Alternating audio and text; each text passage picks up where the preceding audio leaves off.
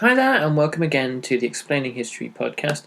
And this is kind of following on from the last podcast I did on the subject of America in the post-war era. We talked yesterday about the mass abundance that America experienced and the explosion of affluence and living standards and consumerism, the development of America as an automobile society, and the provision of cheap housing. And so today I'm going to look at one of the critical thinkers who observed all of this and came to his own conclusions. And this was the philosopher and theorist and psychoanalyst Erich Fromm, whom I've spoken of before. And today I'm going to be looking at his book, The Sane Society. This is my favourite book of his, because it focuses exclusively on this era. Erich Fromm was from the Frankfurt School of Social Research. I did a podcast on them a couple of years ago now. And he was one of the members of the school, along with Theodor Adorno and Herbert Marcuse, who fled to America in 1933 as a result of the rise of Adolf Hitler. If you're a Jewish Marxist-inclined psychoanalyst, prospects in Nazi Germany are very, very poor. When Erich Fromm got to America after the Second World War, he looked at this unprecedented explosion in prosperity. Erich Fromm had previously written his book, The Fear of Freedom, to try to explain the appeal of dictators and dictatorships. Now, he wrote The Sane Society, which attempted to kind of decode the reality of modern mass democratic capitalist society, and asked the question, well, is it sane? And he came to the conclusion, well, it certainly thinks it is, but in reality it's anything but. Now, I read from the first chapter.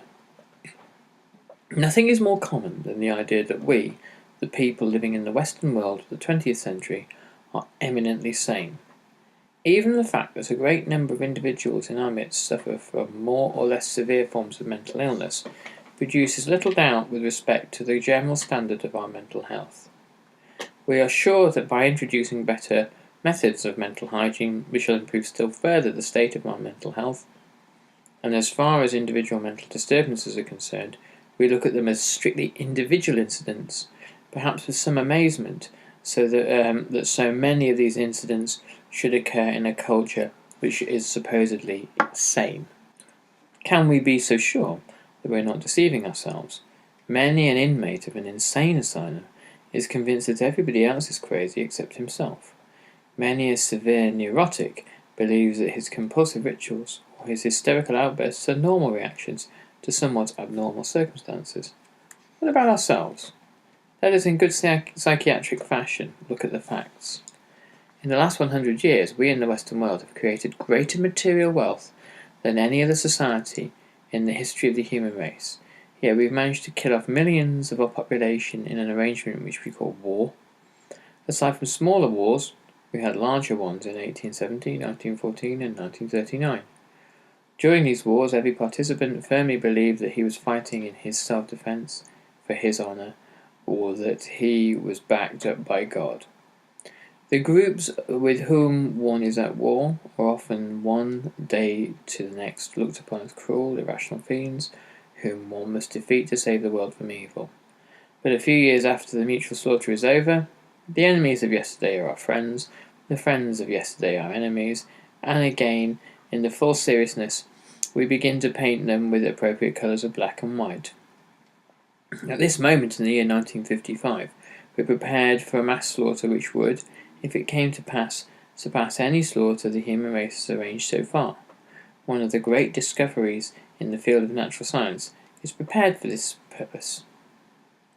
Everybody is looking with a mixture of confidence and apprehension to the statesmen of various peoples, ready to heap all praise on them if they succeed in avoiding a war, and ignoring the fact that it is only these very statesmen who ever cause a war, usually not even through their bad intentions, but by their unreasonable mismanagement of affairs entrusted to them. In these outbursts of destructiveness and paranoid suspicion, however, we're not behaving differently from what the civilized part of mankind has done in the last 3,000 years of history. Erich Fromm, again writing this at the height of American affluence in 1955, goes on to write about the economic system. He says, "Our direction of economic affairs is scarcely more encouraging. We live in an economic system in which a particularly good crop is often an economic disaster, and we restrict some of our agricultural productivity in order to stabilize the market, although there are millions of people who do not have the very things we restrict and who need them badly. Right now our economic system is functioning very well because, among other reasons, we spend billions of dollars per year to produce armaments. Economists look with some apprehension to the time when we stop producing armaments. Then the idea that a state should produce houses and other useful things instead of weapons easily provokes accusations of endangering freedom and individual initiative. We have a literacy above 90% of the population. We have radio, television, movies, and newspaper a day for everybody. But instead of giving us the best of past and present literature and music, these media and communications supplemented by advertising, fill the minds of men with the cheapest trash, lacking any sense of reality, with sadistic fantasies which a halfway cultured person would be embarrassed to entertain once in a while." I suppose here Erich Fromm was from the world of the late 19th, early 20th century bourgeois, European bourgeoisie, coming face to face with the realities of American mass culture. And he goes on to dissect American life by looking at statistics for suicide, homicide, and alcoholism, suggesting that these indicate a great societal malaise in America. And the book is all about the paradox of a society that seems to be better and better at producing material things, making most of its inhabitants, or a significant proportion of its inhabitants, more and more unhappy or emotionally distressed as a result.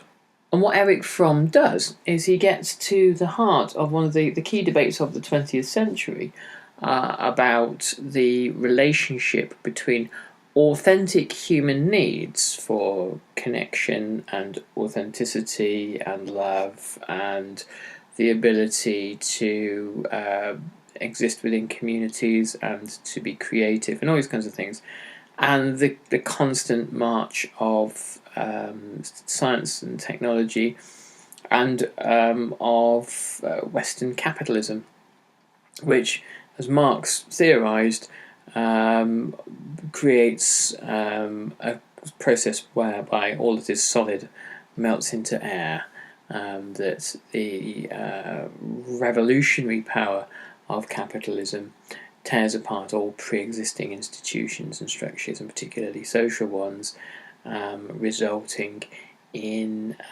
societies appearing to be empty and denuded, particularly in the social context. Looking at America and other advanced European countries together, he said, "We find then that the countries in Europe which are amongst the most democratic, peaceful and prosperous, and the United States, the most prosperous country in the world, show the most severe symptoms of mental disturbance. The aim of the whole socio-economic development of the Western world is that of the materially comfortable life, relatively equal distribution of wealth, stable democracy and peace, and the very countries which have come closest to this aim show the most severe signs of mental imbalance. It is true that these figures in themselves do not prove anything, but at least they are startling.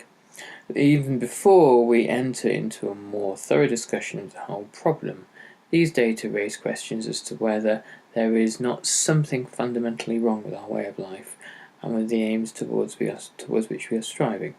Could it be that the middle-class life of prosperity, while satisfying our material needs, leaves us with a feeling of intense boredom, and that suicide and alcoholism are pathological ways to escape from this boredom? Could it be that these figures are a drastic illustration for the truth of the statement that man lives not by bread alone, and they could show that modern civilization fails to satisfy profound needs in man. If so, what are these needs? Erich Fromm takes on the idea of sociological relativism in his book. The idea, and it was a kind of sociological and anthropological notion, was that any society that functions without destroying itself is basically normal, for want of a better word, or functioning, and that anyone who experienced mental illness in such a society, or found that they were alienated or in opposition to that society, was not necessarily the society that was the problem, but the individual, and the individual was unable to make the necessary personal adjustments to fit into that society. Obviously, there are huge problems with this idea. It's entirely possible, for example, that Nazi Germany, had it not gone to war with its with other European powers and the Soviet Union and America, would have continued to function in a relatively ordered way in perpetuity, and the idea that an individual is pathological or insane if they don't fit into that is obviously a very, very troubling notion.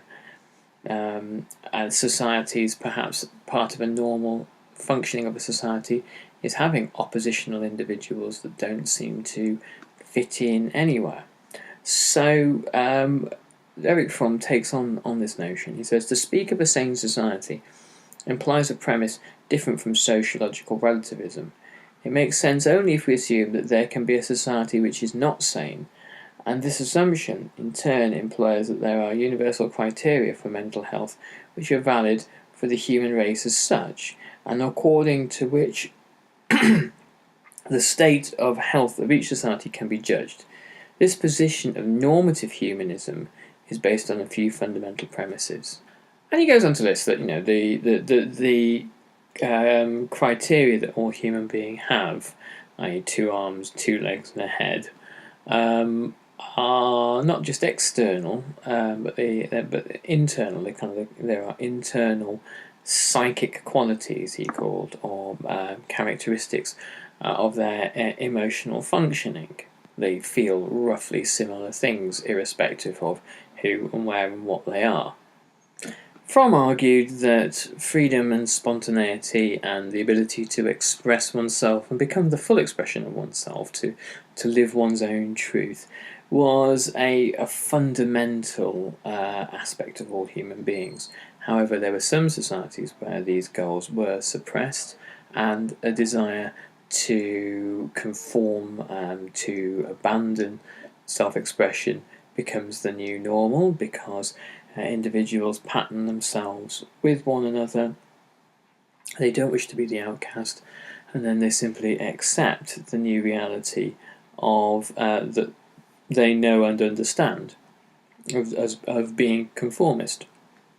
In totalitarian societies, Fromm said that this was far more simple to understand, that conformity was directed by the state. However, in notionally democratic societies, conformity is directed by things like the mass media, the use of market economics, and the use of democratic politics itself.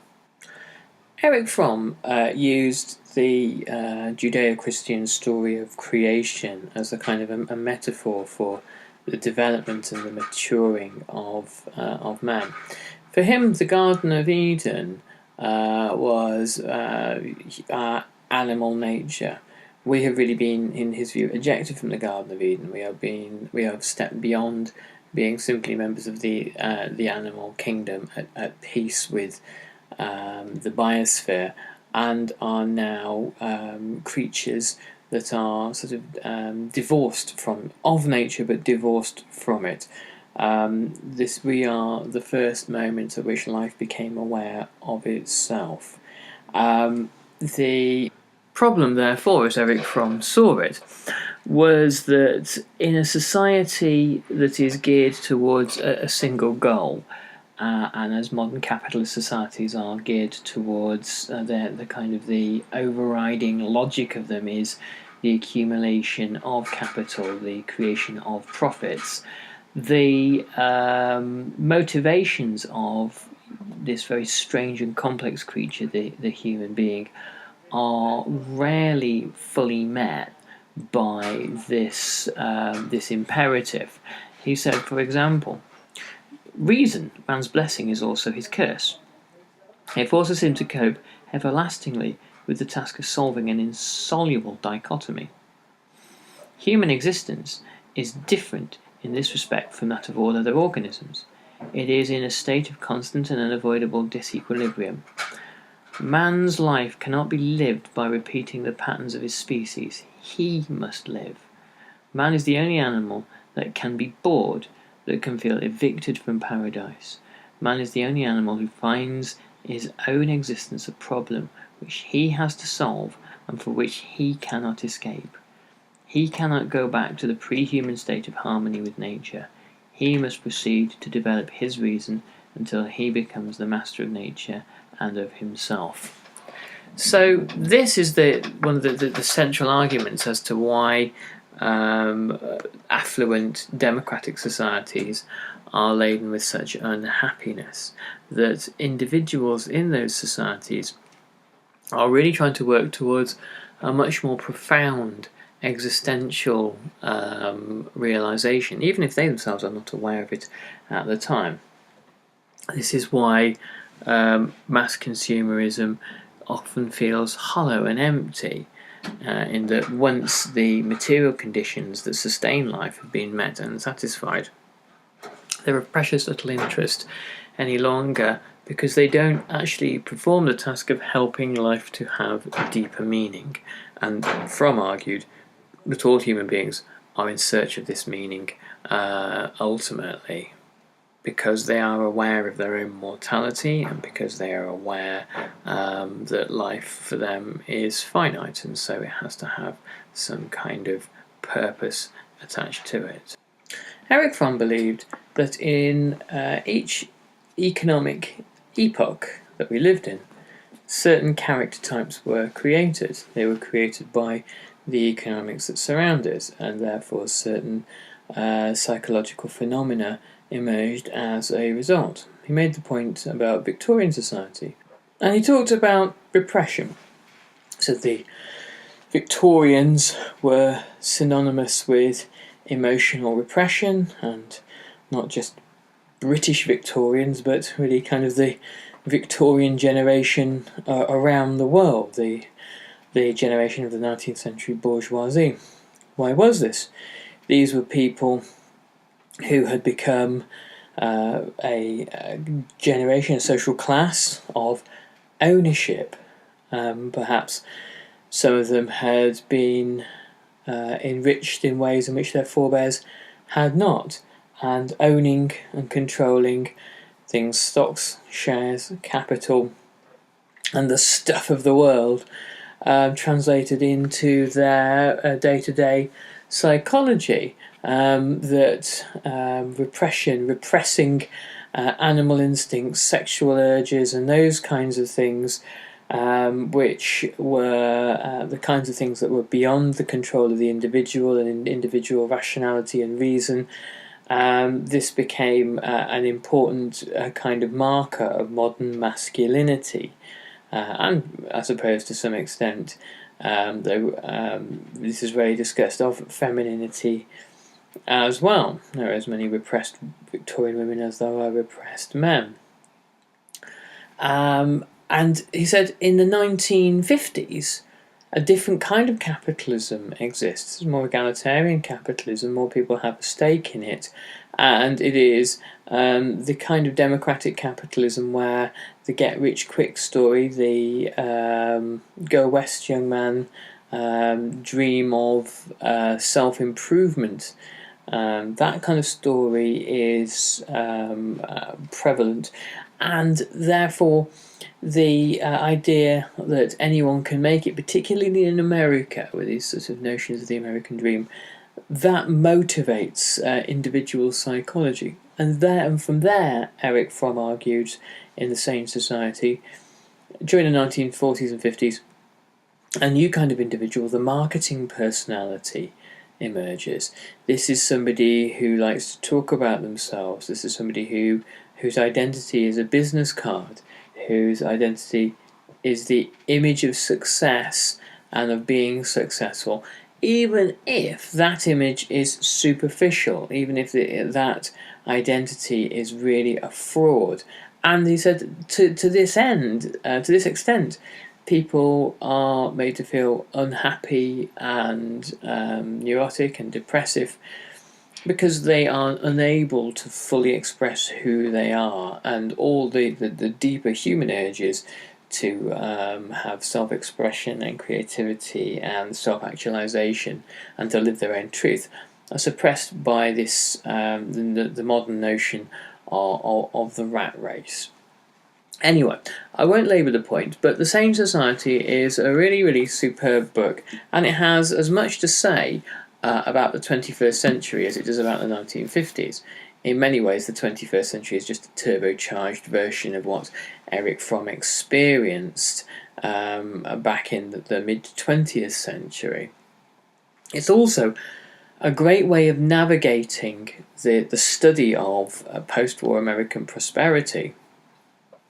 And it reminds us that for all the images of abundance and happy families and white picket fences and suburbia and the American dream, there was a dark underbelly of emotional suffering, and one which is really, really fascinating to explore.